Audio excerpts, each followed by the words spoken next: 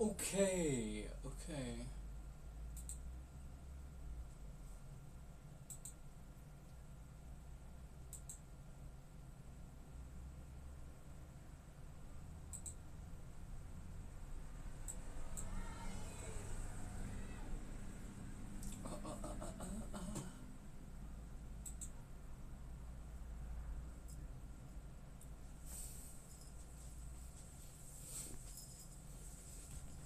Okay, yes. We are back. Okay. This is gonna be part 4, if I'm not mistaken.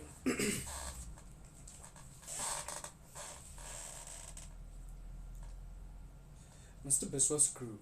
The limbs that had been massaged and oiled twice a day now remained dusty and muddy and unwashed for days. The malnutrition that had given him the sixth finger of misfortune pursued him now with eczema and sores that swelled and burst and scabbed and burst again, until they stank. His ankles and knees and wrists and elbows were in particular afflicted, and the sores left behind marks like vaccination scars to go near ponds and rivers.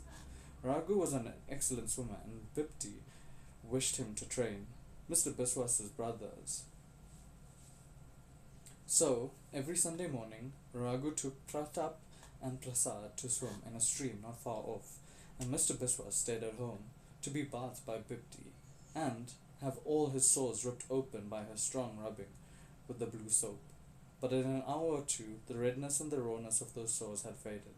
The scabs were beginning to form, and Mr. Biswas was happy again. He played at house with his sister Dauti. They mixed yellow earth with water and made mud fireplaces. They cooked a few grains of rice in an empty condensed milk tins, and using the tops of tins as baking stones, they made rotis.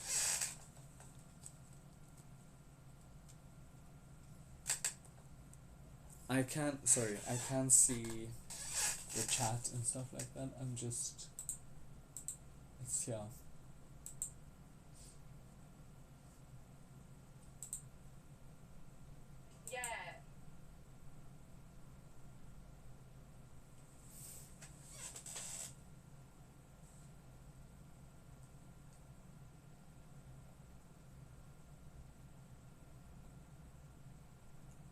Okay, no, perfect. Okay. So he's like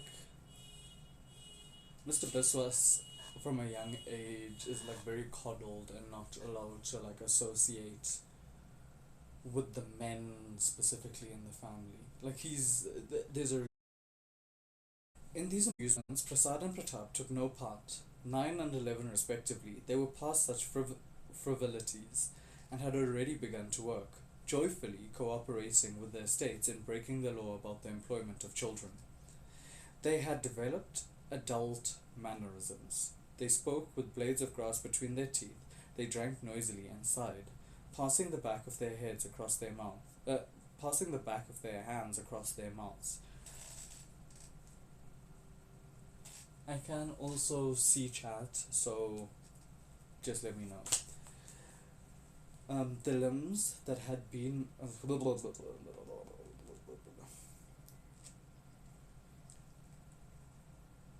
they ate enormous quantities of rice, patted their bellies and belched, and every Saturday they stood up in line to draw their pay.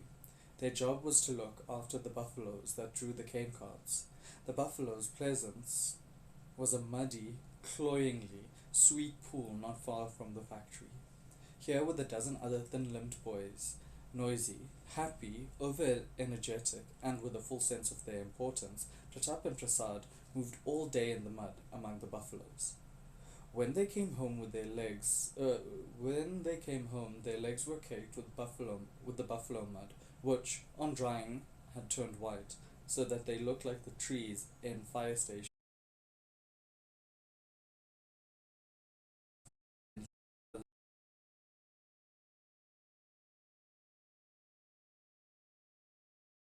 to join the boys and girls on the grass gang.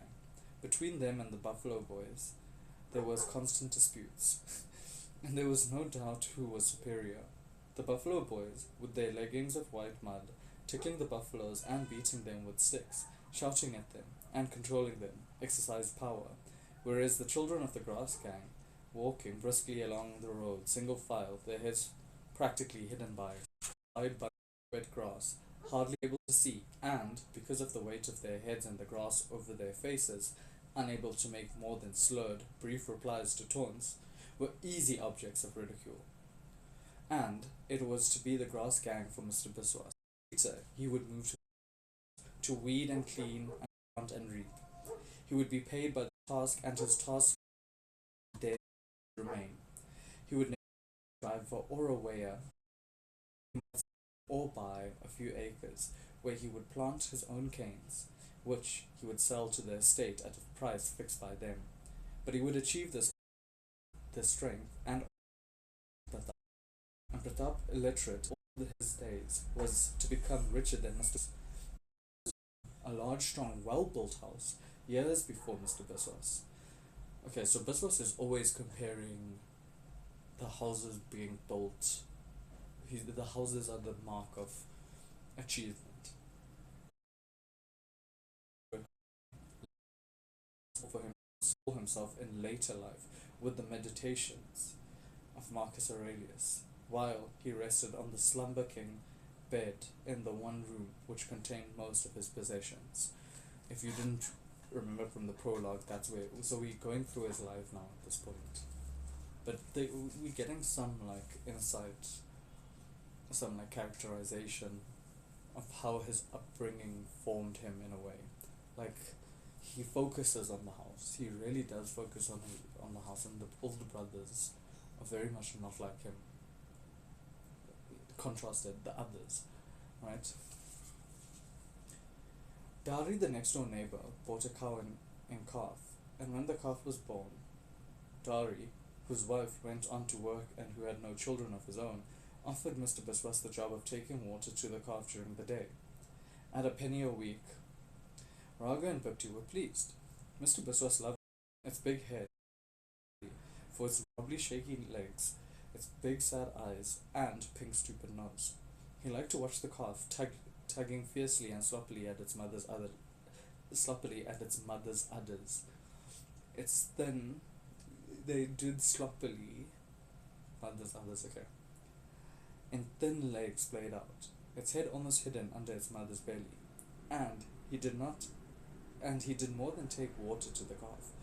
He took it for walks across damp fields of razor grass and along rutted lanes between the cane fields, anxious to feed it with the grass of many sorts and unable to understand why the calf resented being led from one place to another. It was on one of these walks that Mr. Biswas discovered the stream. It could not be here that Raghu brought Pratap and Prasad to swim. It was too shallow. But it was certainly here that Bipti and Dahuti came on Sunday afternoons to do the washing, and returned with their fingers white and pinched. Between clumps of bamboo, the stream ran over smooth stones of many sizes, colours, and a cool sound of water blending with the rustle of the sharp leaves, the creaks of the tall bamboos while they swayed, and their groans when they rubbed against one another. Mr. Biswas stood in the stream and looked down. The swift movement of the water and the noise made him forget its shallowness.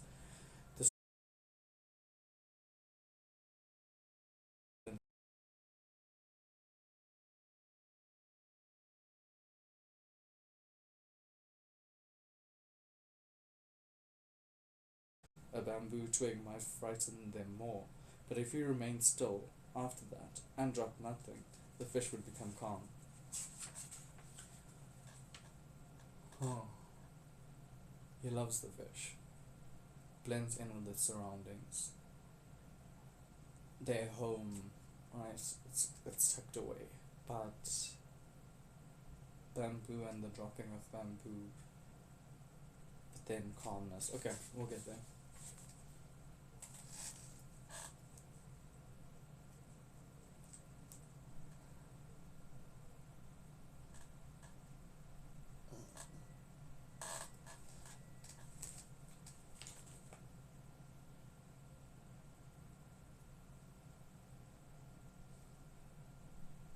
But if he remained still after that and dropped nothing, the fish would become calm again. Then he would spit. Though he couldn't spit as well as his brother Pratap, who, with casual violence, could make his spit resound wherever it fell, it pleased Mr. Biswas to see his spit circling slowly above the blackfish, being carried away into the main stream. Fishing he sometimes tried with a thin bamboo rod, a length of string, a bent pin, and no bait. The fish did not bite, but if he wriggled the string violently, they became frightened. When he had gazed at the fish long enough, he dropped his stick. It was of the calf. He had forgotten it watching the fish, and when, after dropping the stick and scattering, remembered the calf, he hunted for it along the bank and the adjoining fields. I and from repeated poundings. There, the rope was attached, no calf. He spent a long time searching, in the fields full of tall weeds with fluffy heads, in the gutters like neat gashes between the fields, and among the sugarcane. He called for it, mowing softly, so as not to attract the attention of people. Abruptly he decided that the calf was lost for good, and the calf was anyway able to look after itself and would somehow make its way back to its mother in Dari's yard. In the meantime, the best thing for him to do would be to hide until the calf was found, or perhaps forgotten. It was getting late, and he decided that the best place for him to hide would be at home. The afternoon was almost over. In the west, the sky was gold and smoke. Most of the villagers were back from work, and Mr. Biswas had close to the hedges and sometimes hiding in gutters. Unseen, he came right up to the boundary of a stand between the Bhupti and Prasad came, blades across between their teeth. Their close-fitting felt hats damp with sweat, their faces scorched by the sun and stained with sweat, their legs white cotton.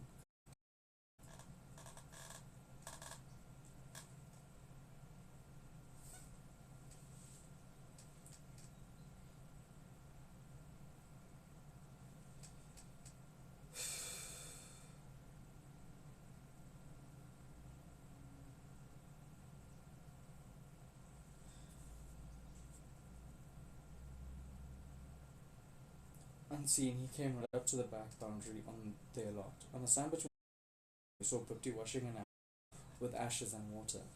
He hid behind the hibiscus hedge.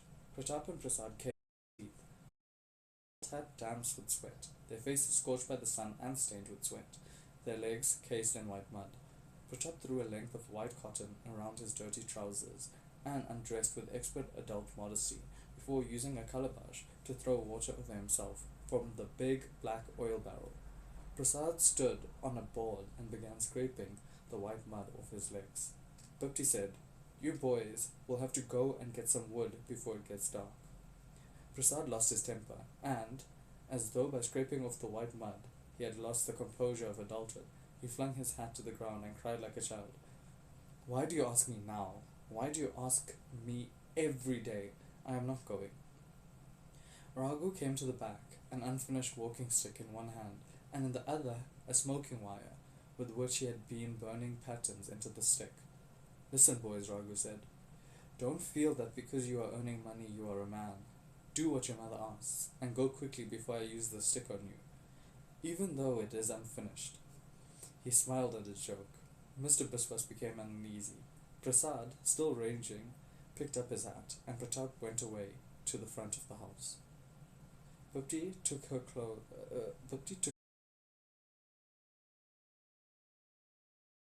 black and squelchy with the ashy water from the washing up stand and the muddy water from Pratap's bath, and made his way to the small back veranda, where there was a table, the only piece of carpenter-built furniture in the hut. From the veranda he went into his father's room, passed under the valance of the bed. Planks, resting on upright logs, sunk into the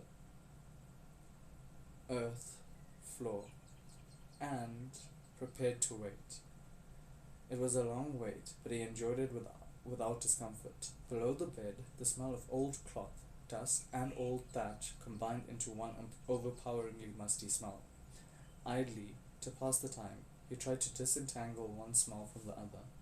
While his ears picked up the sounds in and out, they were. He heard the boys return, throw down the dry wood they had brought. Prasad still raged, Raghu warned, Bhakti coaxed. Then, all at once, Mr. Biswas became alert. Hey, Raghu! He recognized Dari's voice. Where's that youngest son of yours?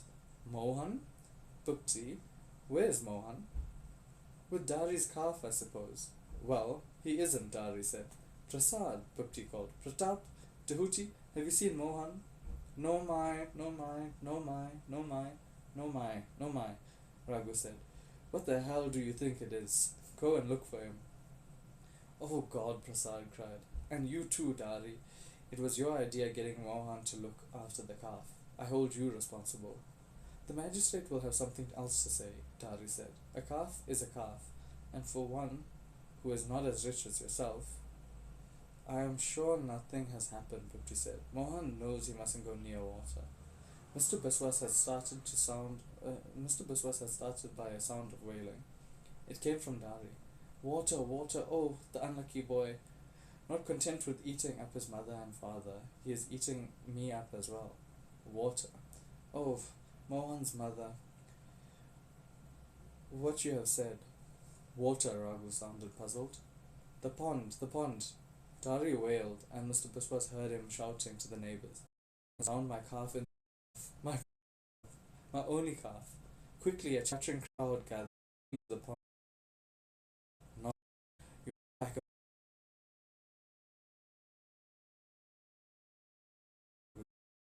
in forgiving tone, son. And if I don't care, that is my business. What about my calf? Dari said. I don't care about your calf, Pratap. Prasad, Tahuti. Have you seen your brother? No, father. No, father. No, father. I will go and die for him, Lakan said. You are very anxious to show off? Raghu said. Oh, Bhakti cried. Stop this bickering, and let us go to look for the boy. Mohan is my son, Raghu said, and if anybody is going to die for him, it will be me. And I pray to God, Dari, that when I get to the bottom of the pond, I find the wretched calf.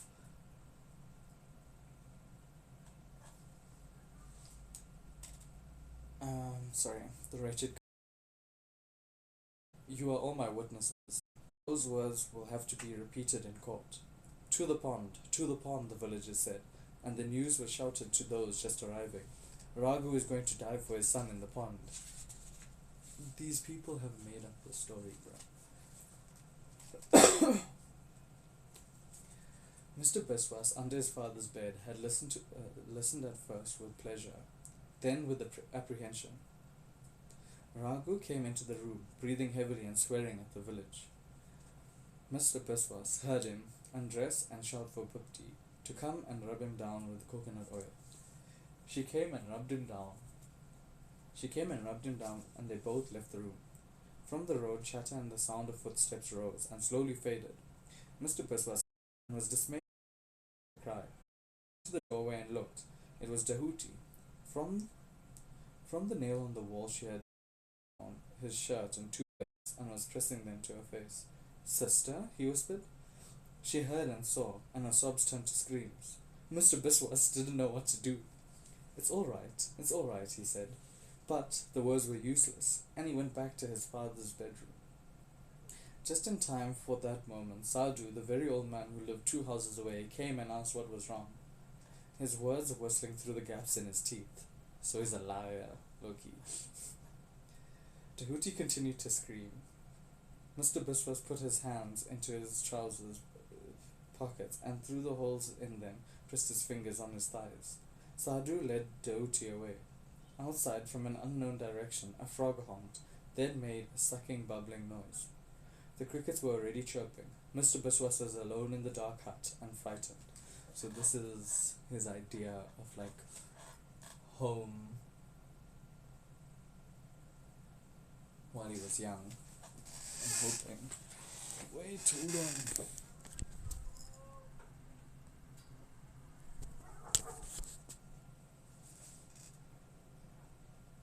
Take him home.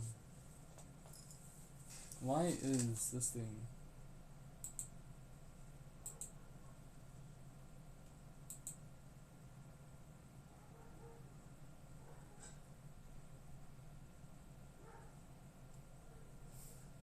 Sorry.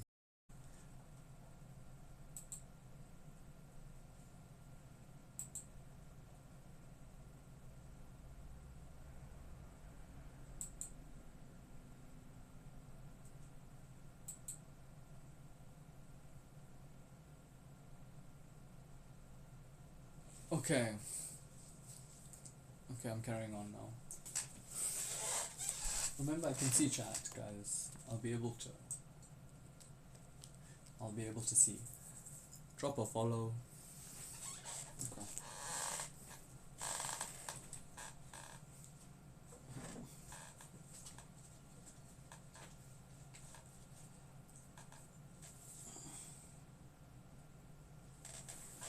The pond lay in swampland. Weeds grew all over its surface, and from a distance it appeared to be no more than a shallow depression. In fact, it was full of abrupt depths, and the villagers liked to think that they were immeasurable. There were no trees or hills around, so that though the sun had gone, the sky remained high and light. The villagers stood silent around the safe edge of the pond. The frogs honked, and the poor me one bird began to say the mournful words that gave it its name. The mosquitoes were already active. From time to time, a villager slapped his arm or lifted a leg and slapped that. Lakan the carter said, "It's been down there too long." Bipti frowned.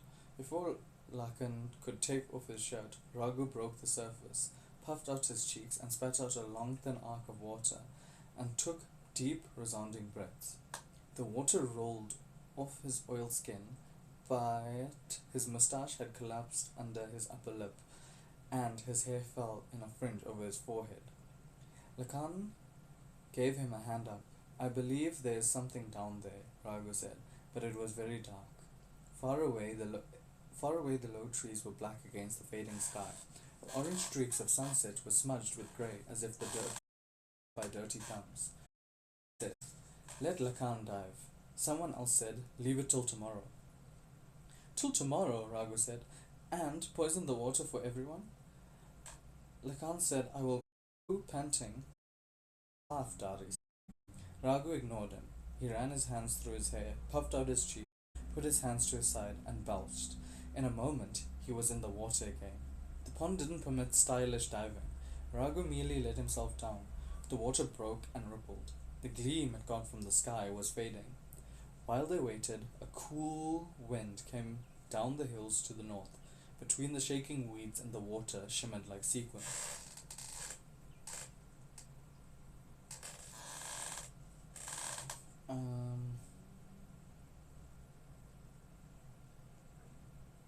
The water shimmered like sequins. Lakan said, "He's coming up now. I believe he's got something." They knew it was from Dari's cry that Bhakti began to scream, and Pratap and Prasad and all the women, while the men helped to lift the calf to the bank. One of its sides was green with slime. Its thin limbs were ringed with vine-like weeds, still fresh and thick and green. Raghu sat on the bank, looking down between his legs and the dark water. Lakan said, "Let me go down now and look for the boy." "Yes, man," Bhakti pleaded. "Let him go." Raghu remained where he was, breathing deeply, his dhoti clinging to his skin. Then he was in the water, and the villagers were silent again. They waited, looking at the calf, looking at the pond. Lakan said, "Something has happened." A woman said, No stupid talk now, Lakan. Raghu is a great diver." I know," Lakan said, "but he's been diving too long." Then they were all still. Someone had sneezed. They turned to see Mr. Biswas standing some distance away in the gloom, the toe of his one foot scratching the ankle of the other. Lakan was in the pond. Pratap and Prasad rushed to hustle Mr. Biswas away. "That boy," Dali said. "He has murdered my calf, and now he has eaten up his own father."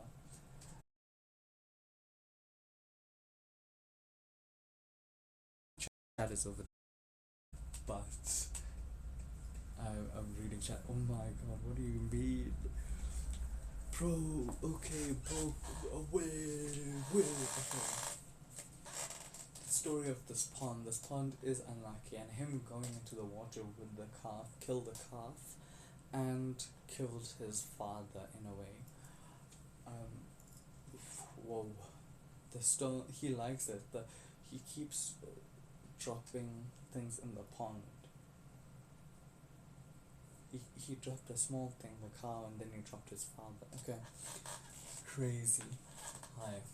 Hi. Let me continue. Messages. Bupti kept on saying, we must send messages. And the messages were taken everywhere by willing and excited villagers. The most important message went to Bupti's sister, Tara, at Pegotis. Tara was a person of standing. It was her fate to be childless, but it was also her fate to have married a man who had, at one bound, freed himself from the land and acquired wealth. Already he owned a run shop and a dry goods shop, and he had been one of the first in Trinidad to buy a motor car. Tara came and at once took control. Her arms were encased from wrist to elbow with silver bangles, which she had often recommended to Bipti. They are not very pretty, but one clout from this arm will settle any attacker.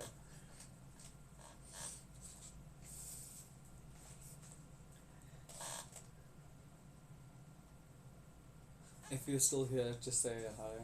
Um,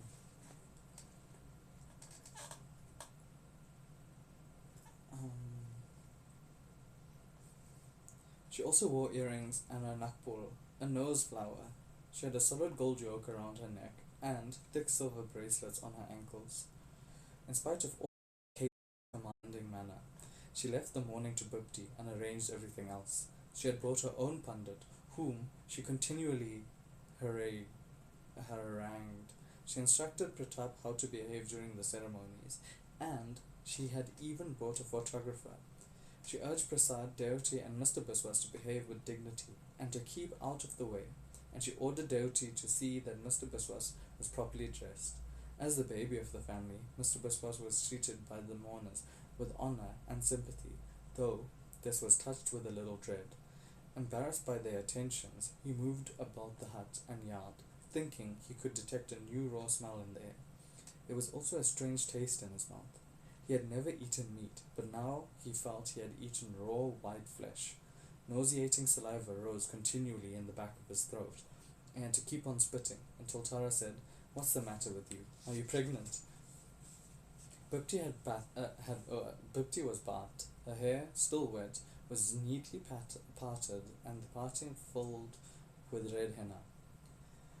Then the henna was scooped out, and the parting filled with charcoal dust. She was now a widow forever. Tara gave a short scream, and at her signal the other women began to wail.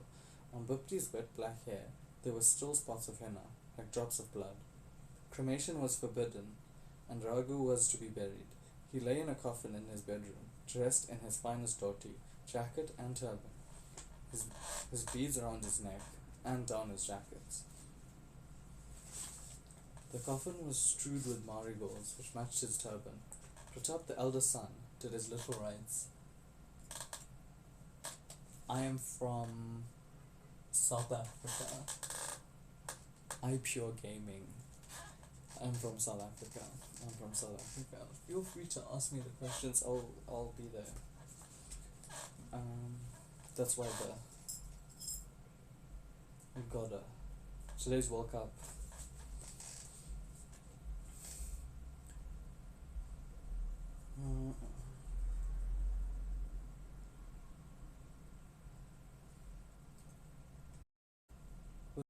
His turban.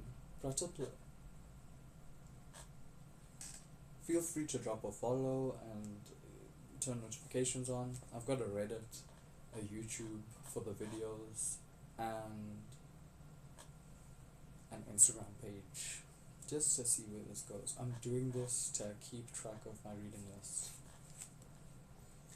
So screwed. Pratap, the eldest son, did the last rites, walking round the coffin. "Photo now," Tara said. "Quick, get them all together, for the last time." The photographer, who had been smoking under the mango tree, went into the hut and said, "Too dark." The men became interested and gave advice while the woman wailed. "Take it outside. Lean it against the mango tree. Light a lamp." It couldn't be too dark. What do you know?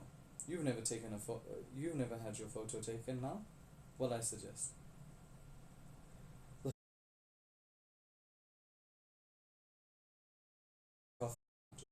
The and stood it against the wall. Careful, the photographer said in English. He put in the yard, just under the ragged eaves of thatch, and put his head under the black cloth. Tara roused Bhakti from her grief, arranged and tied.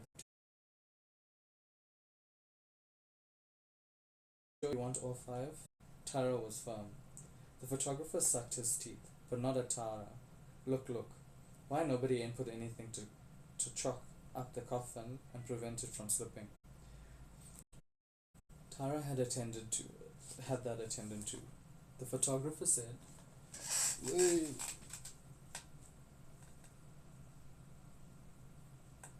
We're good. Okay.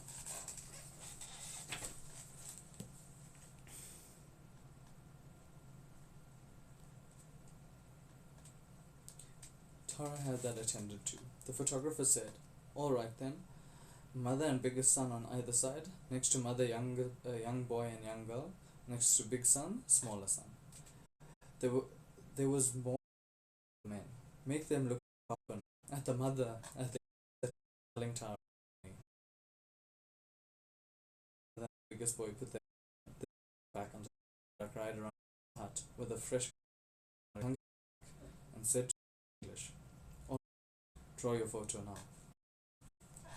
Mr. Biswas never owned a copy of the photograph, and he did not see it until 1937, when it made its appearance in a pass put on the wall of the drawing room house at list among many other photographs of funeral groups, many oval portraits with blurred edges, more dead friends and relations.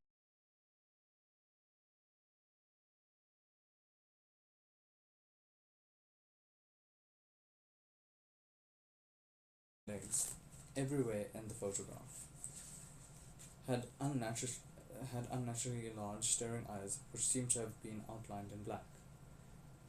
Tara was right when she said the photograph was to be a record of the family all together for the last time, for in a few days Mr. Biswas and Bhakti, Pratap and Prasad and Dahuti had left Parrot Trace, and the family split up for good. It began on the evening of the funeral. Tara said, "Bhakti, you must give me Dahuti." Bhakti had been hoping that Tara would make the suggestion. In 4 or 5 years, Dahuti would have to be married, and it was better that she should be given to Tara. She would learn manners, acquire graces, and, with a dowry from Tara, even good. "If you are going to have someone," Tara said, "it is better to have one of your own family. That is what I always say. I don't want strangers poking their noses into my kitchen and bedrooms." Bhakti agreed that it was better to have someone from one's own family, and Pratap and Prasad and even Mr. had not been asked what they had given out.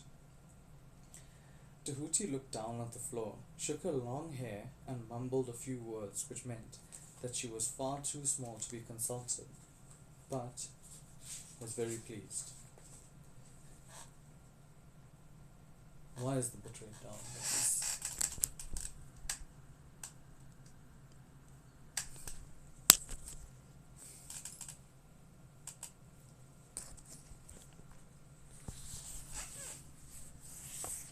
On page 32, let's not. Okay, this.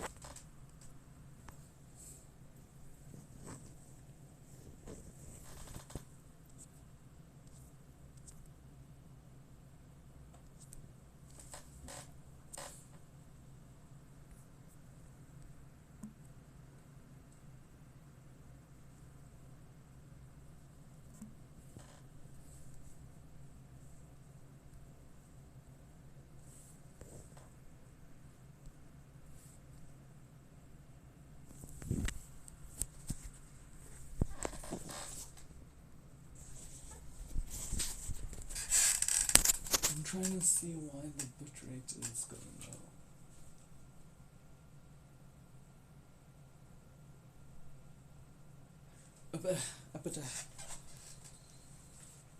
Okay.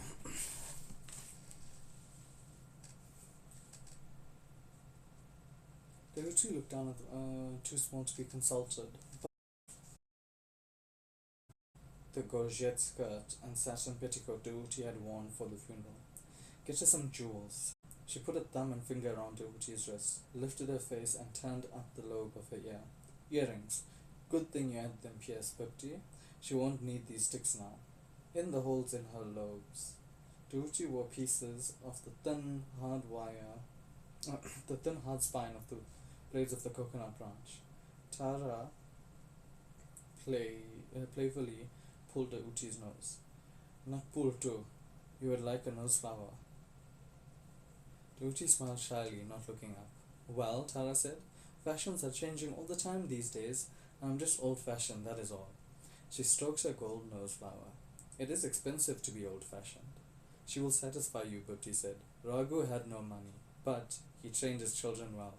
Training, piety, leave you. Nothing. I don't mean. Are you me? Said Raghu had. I'm sure he has left enough to start a nice little. Pratap sucked his teeth. He was a miser, that one. He used to hide his money. Tara said, Is this the training and piety of... They searched his box from under the bed. Pretty thatch and ran their hands rafters. They tapped the earth floor and bamboo and mud walls, walking sticks.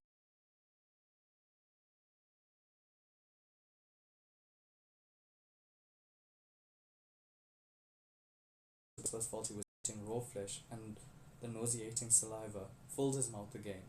He hurried outside to empty his mouth and clean it, but the taste remained, and Mr. Biswas screamed when back at the hut. Bhupti put him to bed and threw Raghu's blanket over him. The blanket was hairy and prickly. It seemed to be the source of the raw, fresh smell he had been smelling all day. Bhupti let him scream until he was tired and fell asleep in the yellow wavering light.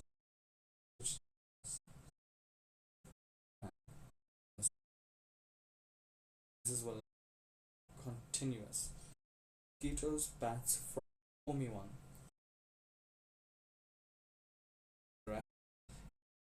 Isolated in the night, it was hard to place.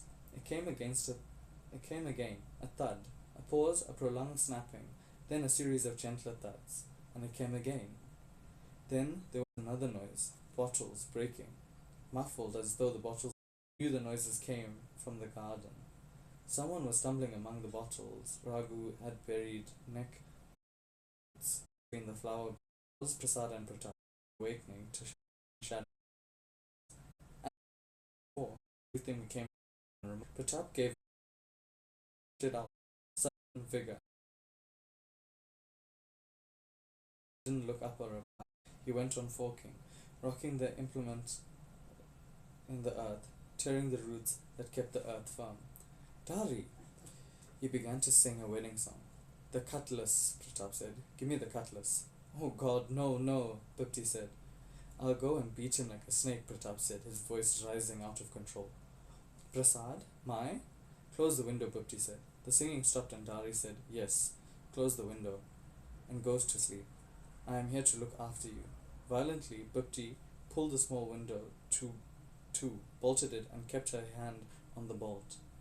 The digging and breaking bottles continued. Dari sang, In your daily tasks be resolute, fear no one, and trust in God. Dari isn't in this alone, Bhupti said. Don't provoke him. Then, as though it not only belittled Dari's behavior, but gave protection to them all, she added, He is only after your father's money. Let him look. Mr. Biswas and Prasad were soon asleep again. Bhupti and Pratap remained up until they had heard the last of Dari's songs, and his fork no longer dug the earth and broke bottles. They did not speak. Only once Bhupti said, Your father always warned me about the people of this village. Pratap and Prasad awoke when it was still dark, as they always did.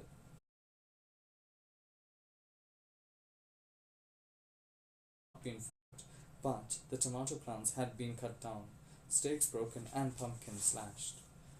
Oh, wife of Raghu, a man called from the road, and he saw Dari jump across the gutter. And she saw Dari jump across the gutter. Absently, he picked a dew-wet leaf from the hibiscus shrub, crushed it in his palm, put it in his mouth, and came towards her, chewing. Her anger rose. Get out at once. Do you call yourself a man? You are shameless vagabond. Shameless and cowardly. He walked past the hut to the garden. Chewing, he considered the damage. He was in his working clothes, his cutlass in his black leather sheath at his waist, his enamel food carrier in one hand, his calabash of water hanging from his shoulder. Oh, wife of Raghu, what have they done? I hope you found something to make you happy, Dari. He shrugged, looking down at the ruined flower beds. They will keep on looking, Maharajan. Everyone knows you lost your calf, but that was an accident. What about? Yes, yes, my calf. Accident. I will remember you for this, Dari, and Raghu's sons won't forget you either. He was a great diver. Savage. Get out. Willingly, he spat out the hibiscus leaf onto the flower bed. I just wanted to tell you that Bhakti distrusted the Raghu had no friends. Moreover, she didn't know who might be in league with Dari. That night they gathered all Raghu's sticks and cutlasses and waited. Mr. Biswas closed his eyes and listened, but as the hours passed, he found it hard to remain alert. He was awakened by whispers and movement in the hut. Far away it seemed someone was singing a slow wedding song. Bhakti and Prasad were standing, cutlass in hand. Pratap moved in a frenzy between the window and the door, so swiftly that the flame of the oil lamp blew this way and that, and once with a plopping sound disappeared. The room sank into darkness.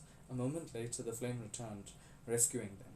The singing drew nearer, and when it was almost upon them, they heard, mingled with it, chatter and soft laughter. Bhakti unbolted the window and pushed it open a crack, and saw a garden ablaze with lanterns. 3 of them, she whispered. Lakan, Dari, Umad. Pratap pushed Bhakti aside, flung the window wide open and screamed, get out, I will kill you. Shh, Bhakti said, pulling Pratap away and trying to close the window. Raghu's son, a man said from the garden. Don't shh me, Pratap screamed, turning on Bhakti. Tears came to his eyes.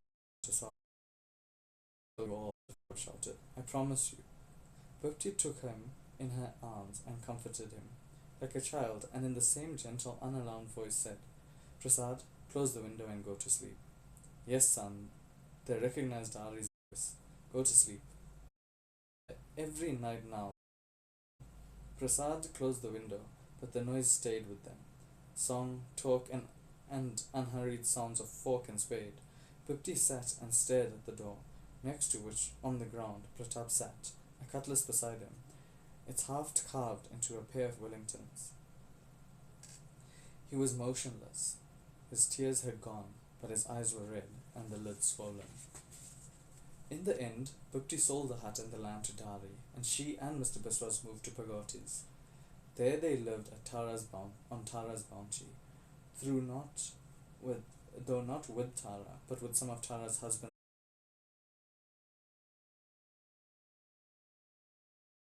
Came to leave the only house to which she had some right for the next 35. It was to be a